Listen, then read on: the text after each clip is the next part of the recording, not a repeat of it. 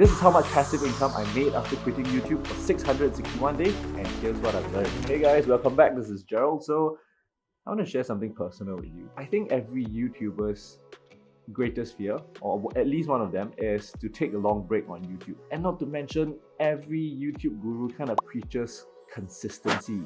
Your audience, our audience, kind of expects like, hey, when's the next video coming? Make more videos for me, right? And last but not least, even YouTube's own creator team, one of their tips is be consistent on YouTube.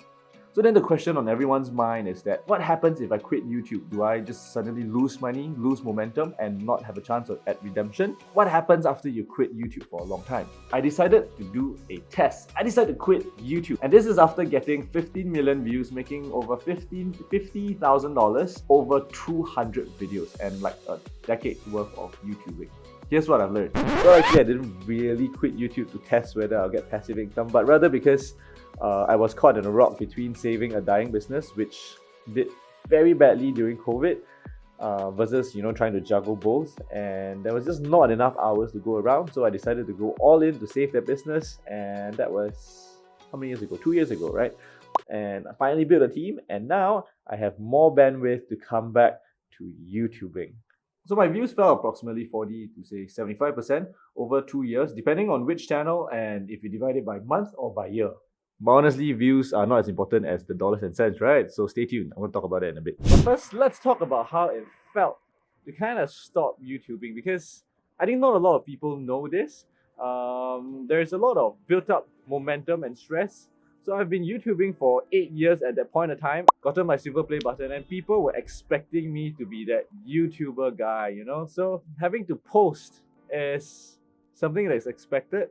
That, hey, Gerald should be posting once every 2 weeks or once a month in the badminton channel, and he's making a full-time income off of that, So all your relatives, your family, your spouse also thinks that, hey, you should be YouTubing, otherwise what are you doing? And honestly, back then my business had no staff, because during COVID, I had to, stop the team because I couldn't teach badminton because the badminton halls were used to house, COVID-infected people, right? So business came to a standstill. I was working 10 hours doing admin, booking the courts, arranging classes, everything by myself, and yet trying to publish videos consistently. So I was super stressed out at that point of time. And when I decided to just stop completely and not really tell anyone about it, I just stopped posting. A few things happened. The first thing is that life became a lot slower. It's like I no longer have to meet weekly deadlines. I can plan bigger things and have weeks to grind for like a big project. Whereas YouTube is like a series of very small projects. And psychologically, as a YouTuber, right, or an influencer, at the back of your mind, you're always thinking content. What's my next line gonna be? So that's why I tried to be present in my family. I'm not truly that present. If you're a business owner, you probably know what I'm thinking about. But if you're a YouTuber, it's kind of a bit worse-ish, where you have that thought constantly on your mind all the time. So once I stopped having the expectations that I must post, I suddenly feel like a weight is lifted, that I could really be present and just screw it, forget everything at that point of time. Not to mention, every time you post a video, no matter how many hours you put into it, even you spend like 40, 60, 80 hours on one video, you always get haters. But once you stop, no more haters. Yay! Emotional freedom. Of course, I've been YouTubing for 8 years. I definitely missed YouTubing, at time to time. And I did kind of talk to other people who wanted help in YouTube, wanted help in business. So I did talks, I did collabs. I worked with Josh Tan on his channel to kind of talk about YouTubing stuff. But that did not kind of detract me. Like, my priority is to kind of to restart, build a team, grow back the business before I come back to YouTube. So coming back to YouTube was always the plan for me. My point is, if you know someone who's kind of thinking, hey, if I quit YouTube, will I lose my career? Do let them know of this video, because it gives perspective, right, on the mental benefits that they can enjoy, as well as how much income they can expect to lose. Not a good way to kind of phrase it, but you get my point. Now let's talk about some stats. Make a guess. Which do you think perform better after a long break? Is it those keyword focused, help type of tutorial videos? Or is it those story, shareable type of videos, those that are often suggested by the site, that are not really searchable? Well, it turns out they both perform relatively badly. So Yeah, if you're thinking of taking a long break or quitting YouTube and, trying to plan ahead what kind of videos you should publish, it really doesn't matter what type of videos that you make if you're quitting. So don't quit. So that's the best advice I can give. If you like stats and research, I highly recommend checking out Seeking Alpha. So Seeking Alpha has one of the world's largest investing community. They give a free 14 days trial, and if you decide to use their premium subscription service, you get access to their special quant rating stock picks as well as their alpha picks. So their stocks and ETF screening tool allows you to see a wide range of recommended stocks for you to start your research on. So Seeking Alpha claims that they have outperformed the market over the past 12 years, providing an insane amount of return. Although, to be honest, I haven't actually verified the results yet.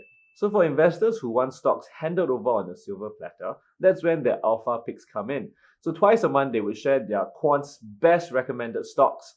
And to be honest, I don't advocate for just blindly buying what others recommend you, but I think it's a very good place to start because it saves you time having to screen through from scratch. So the links will be in the description below. Now for the juicy part, the income. So while my views dropped about half to 3/4, my income actually dropped approximately 90%. It's insane why the CPM also fell. Doesn't make any sense to me. But what I noticed was that when I stopped publishing videos, the income dropped quite quickly, and it reached a kind of plateau where it dropped a lot slowly. So it's like, from $1,000 very quickly it fell to like 200. Then from the $200 mark, it's like $1, $2, $5, $2, $5 every single month thereafter. So from this, you can kind of conclude that if you want to rely on YouTube as passive income, you can probably do it for a little while, but it's not true passive income because at some point down the line, it would probably reach near zero. But this also means that if you're a larger channel with a lot more videos, a lot more momentum, it will take a much longer time before your YouTube income actually reaches zero. And as for affiliate deals and sponsorships, which doesn't exist obviously because you quit YouTube, the affiliate deals actually do provide a good amount of income. It also fell by approximately 90%, which is interesting because my views only fell like 75%, right? So yeah, people just stop supporting as much once they know the creator is inactive from their social media profile. And if you like what you've seen so far, be sure to give a thumbs up and subscribe to support this channel. But the most important question is whether do you think that YouTube is actually passive income? In the meantime, check out my other income breakdown videos over here, or check out what YouTube recommends you over here, and I'll see you in the next video. Take care and stay safe, everyone.